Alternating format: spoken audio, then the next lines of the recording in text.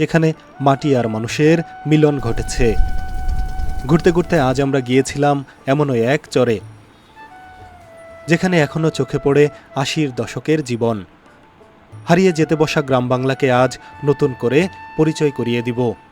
চরের বাড়ির জানালা খুব সুন্দরভাবে কাঠ দিয়ে নিজেরাই তৈরি করে নিয়েছে। ঠিক এপাশে এই যে সামনে যমুনা নদী, একদম নদী থেকে উঠে আসা যে বাতাস সরাসরি ঘরে প্রবেশ করছে। আপনারা এর আগে কোন চরে ছিলেন আপা? মধ্যের চরে। ওইটা ভাঙে যাওয়ার পর আপনারা এখানে আসছেন। বিক্রি কেমন? ভালো না? এটা একটাই দোকান। কাকা আল্লাহ আল্লাহ আল্লাহ, আপনি অসুস্থ মানুষ। আরে বাবা, না এগুলো কিচ্ছু করতে হবে না, কিচ্ছু না কিচ্ছু না, বসবো না, আমরা বসবো না। আপনাদের এখানে কেউ যদি বাইরে থেকে চায় যে আপনাদেরকে একটা গরু কিনে দিবে, পাইলে দেওয়ার সুযোগ আছে? আছে না? দেওয়া যাবে। কাকির বাড়ি এটা না? কি করতেছিলেন? মাছ রান্না করেন? কি নদীর মাছ? নদীর মাছ। দেখি একটু, কি মাছ এটা? এটা সাইতান মাছ। আর টাকিগুলা তো বেশ বড়।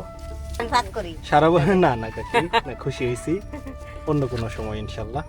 গিয়েছে দুটো বোধহয় ৪-৫০০ শেষ। সব তো দেশি গরু। হ্যাঁ, সব দেশি।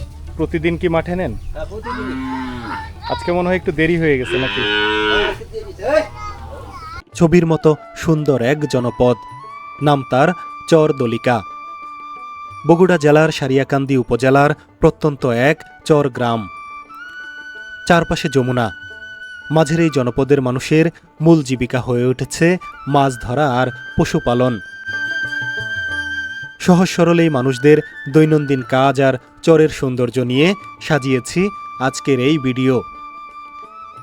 এই ভিডিওতে আমরা দেখাবো চরের এই মানুষদের সহজ সরল জীবনযাপন।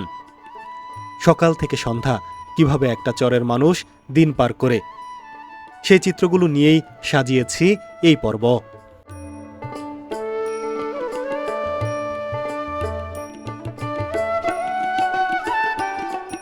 বাতাসে দোল খাওয়া পাতা, সনের ঘর আর উঠোন জুড়ে পশুদের দুরন্তপনা। কি এক অদ্ভুত মাদকতা মিশে আছে সবটা জুড়ে। এই প্রকৃতি আমাকে যেন হাতছানি দিয়ে ডাকছে। ঋতুচক্রের সাথে পরিবর্তিত হয় চরের প্রকৃতি।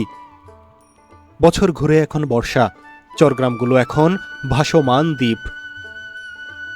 ছোট ছোট গ্রামগুলো যেন রূপের পরশা সাজিয়েছে, যেন জলরঙে আঁকা কোনো ক্যানভাস। চলেন একটু পেছনে ফিরে যাই। আজকের যাত্রাটা শুরু করেছিলাম মানিকদাইর ঘাট থেকে, বগুড়া জেলার সারিয়াকান্দি উপজেলার দুর্গম এক নৌকা ঘাট। কয়েকদিনের টানা বৃষ্টিতে পথের অবস্থা বেহাল। অনেকটা সাবধানী হতে হয় পথ চলতে। একটু অসাবধানতায় ঘটে যেতে পারে বড় কোনো দুর্ঘটনা। ঘাটে পৌঁছাতেই চোখে পড়ছে গ্রামীণ নানা উপসর্গ। পুরো পরিবার মিলে ছাগল নিয়ে ছুটছে চরে। ঘুরে ঘুরে ছাগলগুলোকে ঘাস খাইয়ে ফিরবে শেষ বেলাতে। ছোট ছোট বাচ্চাদের মাছ ধরা, ঘাটের সারি সারি নৌকা, রাখালদের ছুটে চলা উপভোগ করছিলাম দারুণভাবে।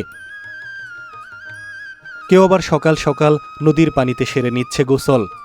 নৌকা প্রস্তুত, যথারীতি উঠে পড়লাম নৌকায়।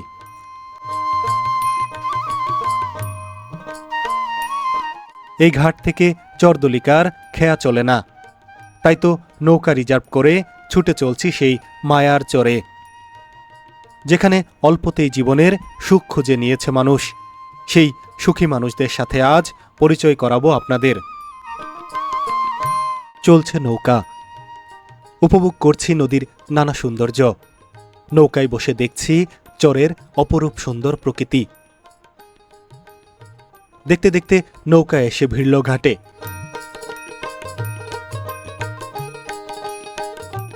আপনারা যারা চরের সৌন্দর্য দেখতে পছন্দ করেন, তাদের জন্য এই ভিডিওটা রোমাঞ্চকর হতে চলছে।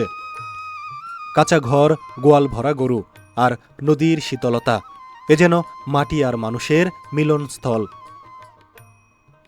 নগর জীবনের মতো চাহিদা নেই, নেই জীবনের ব্যস্ততা। নিজেদের মতো করে পৃথিবী গড়ে নিয়েছে চরবাসী। এ যেন এক স্বপ্নের মতো জীবন। চরের প্রতিটা বাড়িতেই রয়েছে গোয়াল ভরা গরু। চর দলিকা কৃষিকাজের পাশাপাশি পশুপালনে বেশ সুনাম অর্জন করেছে। বগুড়া তথা সারিয়াকান্দির মধ্যেই চর দলিকা পশুপালনের জন্য বিখ্যাত। প্রিয় বন্ধুরা, ঘুরতে ঘুরতে আজ আমরা এসেছি বগুড়া জেলার সারিয়াকান্দি উপজেলায়।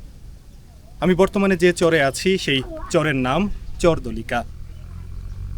যমুনা নদীর গহীনের এক চর, যে চরে বসতি গড়েছে স্বপ্নবাজ মানুষেরা। আজ ঘুরে ঘুরে দেখব সেই চরের বসতি। কাকির বাড়ি এটা না? এটাই আমার কি করতেছিলেন? ওই যে লাকড়ে মাছ আছে, এটাই জাল। মাছ রান্না করেন? হ্যাঁ, গরম করে। কি নদীর মাছ? নদীর মাছ। দেখি একটু, কি মাছ এটা? এটা সাইতেন মাছ আর হইলো ওই যে টাকিগুলা তো বেশ বড়। আপনারা তো দেরি সারা করেন, ভাত করি। সারা না না কাকি, না, খুশি হয়েছি। অন্য কোনো সময় ইনশাল্লাহ। আচ্ছা, এটা কি দুপুরে রান্না হইতেছে? না, জাল দিতেছি। ও, জাল দিয়ে রাখবেন, পরে রান্না করবেন। পরে আনরা কোন। কারেন্ট নাই, ফ্রিজ নাই, না, এইভাবেই কিছু রাখতে নাই। হয়। কিছুই নেই। এইভাবেই রাখতে হয়। ঠিক আছে কাকি, রান্না করেন, আমরা আসি। যে আমাদের চাচি নদী থেকে ধরে আনা বিভিন্ন প্রজাতির মাছ রান্না করছে তার মাটির চুলায়। সামনে বাড়ি, গবাদি পশু, আর এই যে বাড়ির ছোট্ট গেট, সেই গেট ধরে আমরা যদি বের হই, তারপর হচ্ছে এই যে সামনে নদী, যমুনা নদী। নদীর পাড়ে স্বপ্নের বসতি। তবে রয়েছে নানাবিধ দুঃখ, নানাবিধ কষ্ট। দুর্গম এই চরে নেই বিদ্যুৎ, দুর্গম এই চরে নেই নাগরিক সুবিধা। নদীর পাড়ে কোনো রকম খেয়ে না খেয়ে টিকে আছে এই পরিবারগুলো। এভাবেই চলছে এই চরের সংসার, এভাবেই চলছে তাদের জীবন। বছরের পর বছর এই জীবনধারাতে অভ্যস্ত হয়েছে এই চর দলিকার মানুষ। কখনো ভেঙেছে, আবার কখনো নতুন করে গড়েছে। এই ভাঙা গড়ার মধ্যেই চলছে তাদের জীবন। প্রতিদিন কি মাঠে নেন? আজকে মনে হয় একটু দেরি হয়ে গেছে নাকি?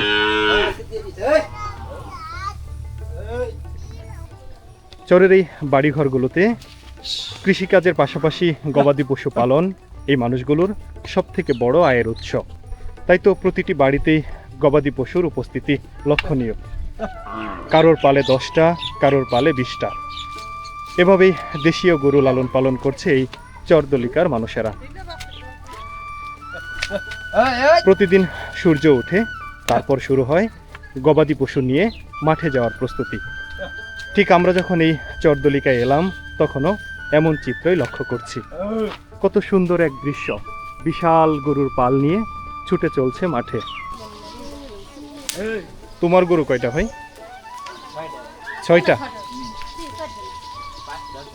সবগুলাই তো দেশি গরু না?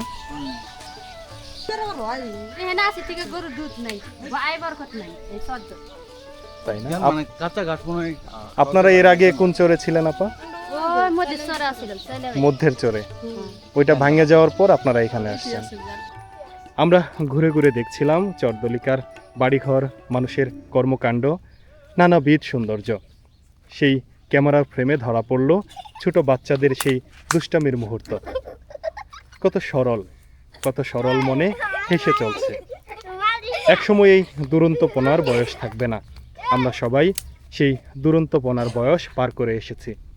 তবে চরের পরিবেশটা একটু ভিন্ন রকম। চরবাসী অন্য সব মানুষের থেকে একটু বেশি সরল, একটু বেশি হাসি খুশি। আমার বাবা নাই না কিনো নাই, বেটা পড়াশোনা হয়ে যায়, মাদ্রাসা পড়ে নিয়ে গেছি।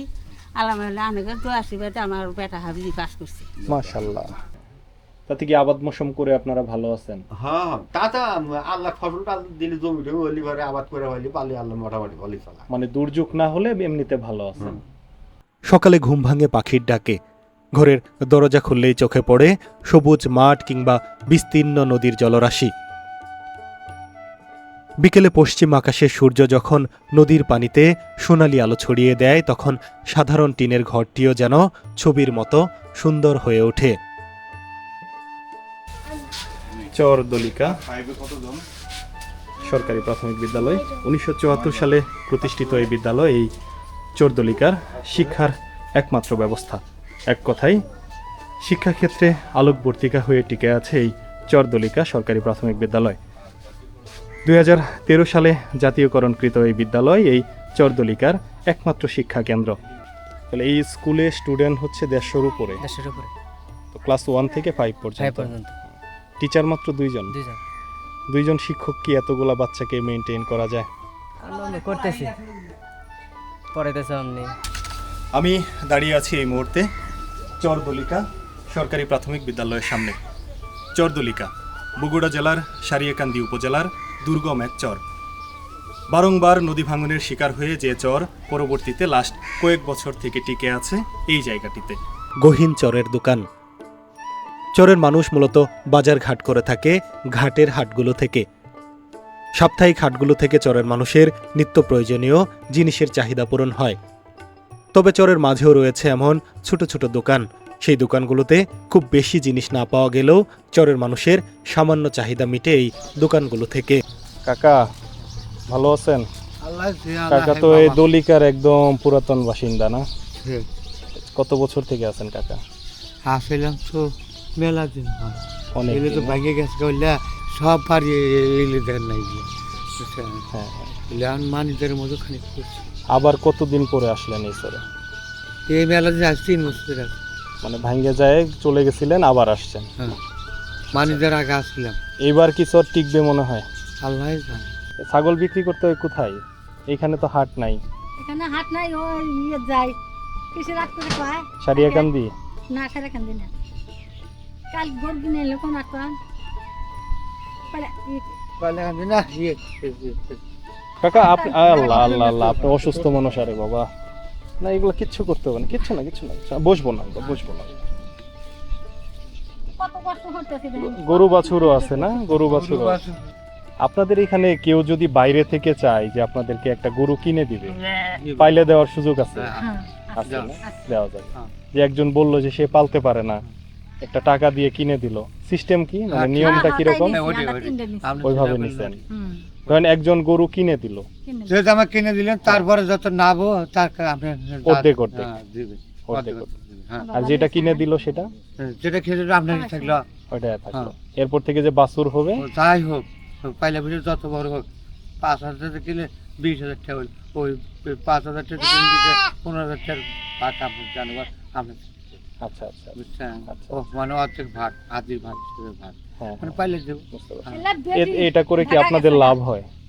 নাম নাই, যার নাই, যার মনে করেন পাইলে সামান্য কিছু হয় আর কি। গহীন চরের বাড়ি, খুব ছোট্ট এক কৃষাণ বাড়ি। এই বাড়িগুলোর সৌন্দর্য শুধু বাহ্যিক নয়, এর সঙ্গে জড়িয়ে আছে মানুষের ভালোবাসা, পরিশ্রম আর টিকে থাকার গল্প। কারণ চর জীবন স্থায়ী নয়। নদী ভাঙন, বন্যা আর বর্ষার পানির সঙ্গে এখানকার মানুষকে প্রতিনিয়ত মানিয়ে নিতে হয়। তাই তো অনেকের মধ্যে সামর্থ্য থাকার পরও সেভাবে পাকা বাড়িঘর তৈরি করে না।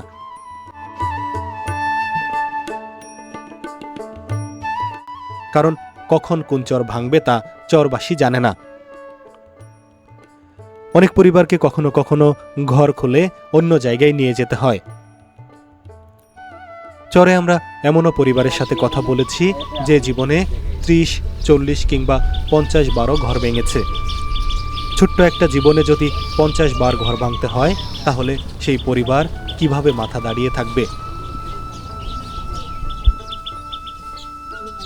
চরের বাড়িগুলোতে আধুনিকতার ছোঁয়া নেই, কিন্তু আছে আন্তরিকতা। ঘরের সামনে ঝাড়ু দেওয়া, পরিষ্কার উঠান, বাঁশের বেড়া, মাটির তৈরি চোলা, সবকিছু মিলিয়েই এই চর জীবন নান্দনিক। তাই তো শহরে মানুষদের সব সময় কাছে ডাকে চরগুলো। চরের এই অপরূপ সুন্দর প্রকৃতি, সাজানো গোছানো বাড়িঘর দেখলে মনে হয় সবকিছু ছেড়ে ছুড়ে এখানেই থেকে যাই। বৃষ্টি আসলে তখন উপায় কি? ওই পাল্লা আছে না? এটা হচ্ছে চরের বাড়ির জানালা, খুব সুন্দরভাবে কাঠ দিয়ে নিজেরাই তৈরি করে নিয়েছে। ঠিক এপাশে এই যে সামনে যমুনা নদী, একদম নদী থেকে উঠে আসা যে বাতাস সরাসরি ঘরে প্রবেশ করছে।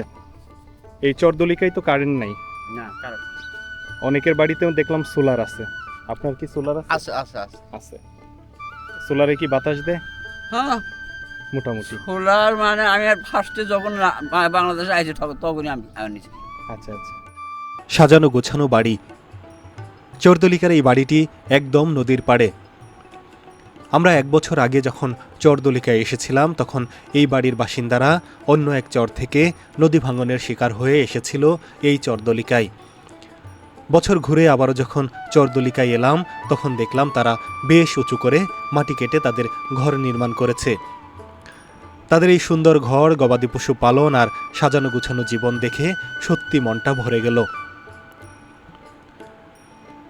চারপাশে যমুনা, মাঝখানের ছোট্ট এই দ্বীপচর যেন অপরূপ সুন্দর প্রকৃতির রূপের মেলা বসিয়ে রেখেছে।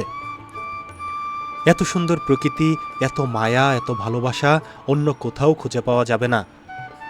আবহমান গ্রাম বাংলার এই চরগুলো যেন সেই মায়াগুলোকেই আঁকড়ে রেখেছে।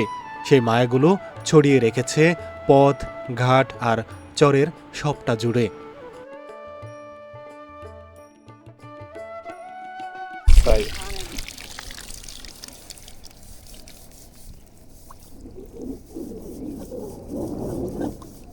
আপনারা এখনো ছাই দিয়ে মাজেন? ছাই দেয় আমাদের গুড়া দেয়, গুড়া দেই আচ্ছা আচ্ছা আচ্ছা। আর গরিব মানুষ আমি নেপাম তো না হলে কোন পাম কোন সাব কষ্ট মিলে পাই যাই ছাই দেই ঘর সাকলা দেই ওগুলো দেই মানুষে। কত সরল জীবন, কত সরল স্বীকারোক্তি। আমি প্রশ্ন করতেই কত সুন্দর সরলভাবে উত্তর দিয়ে যাচ্ছে। প্রতিটি কথাই যেন হৃদয়ে এসে লাগছে। চারপাশে কলার গাছ, মাঝখানে এক সুন্দর স্বপ্নের বাড়ি, ছোট্ট এক রান্নাঘর। এখনো মাটির চুলা জ্বলছে, হয়তো গৃহিণী কিছুক্ষণ আগেই রান্না করেছে এই ঘরে। এবার আমরা প্রবেশ করছি থাকার ঘরে।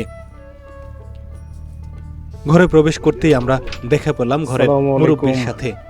কাকারা ভালো আছেন? তার সাথে কিছুক্ষণ কুশল বিনিময় করে নিলাম। বিস্কুট না কিছু না। তাহলে খালি কি কাকা এই চরে কত বছর থেকে? এই সরে মনে হন নিম্নে আমরা 50 বছর পরে এই সরি কাটাই। তাই না? একবার এদিকে আরেকবার ওদিকে 50 এভাবে। এবার ফেরার পালা। সুন্দর এই চর থেকে এবার ফিরে যাচ্ছি ওপারে। আমরা যখন নদীর পাড়ে এলাম তখন ছোট ছোট ছেলে মেয়েদের দুরন্তপনা লক্ষ্য করছিলাম। ছোট এই বাচ্চাগুলো সাইকেল চালিয়ে এসেছে নদীতে গোসল করতে। তোমরা কি গোসল দিবা এখন? আমরা একটু ইশারা দিতেই ঝাঁপিয়ে পড়ল নদীতে। ছোট ছোট এই বাচ্চাদের দুরন্তপনা দেখে আমার এক মুহূর্তের জন্য ছেলেবেলায় ফিরে যেতে ইচ্ছা হলো। অপেক্ষা করছিলাম নৌকার। দেখতে দেখতে চলে এলো নৌকা। উঠবো এই নৌকায়, যাব ওপারের কায়েমে। প্রিয় বন্ধুরা, আজকের মতো বিদায় নিচ্ছি এই চর থেকে। দেখা হবে নতুন কোনো চরে, নতুন কোনো জায়গায়। সে পর্যন্ত সকলে ভালো থাকবেন, সুস্থ থাকবেন। আল্লাহ হাফেজ।